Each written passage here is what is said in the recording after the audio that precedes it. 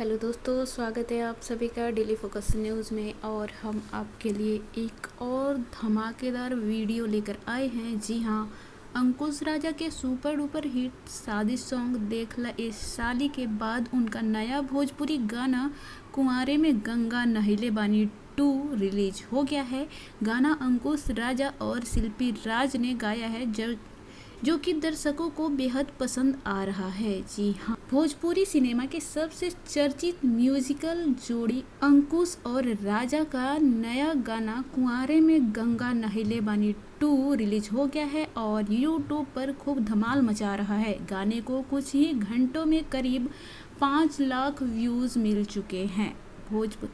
गाने को कुछ ही घंटों में 5 लाख व्यूज मिल गए। जी हाँ, भोजपुरी सिनेमा के दिग्गज सिंगर अंकुश राजा अपनी जोड़ी और गायकी के लिए इंडस्ट्री में पहचान बनाए हुए हैं। दोनों के गाने रिलीज होते ही इंटरनेट पर छा जाते हैं।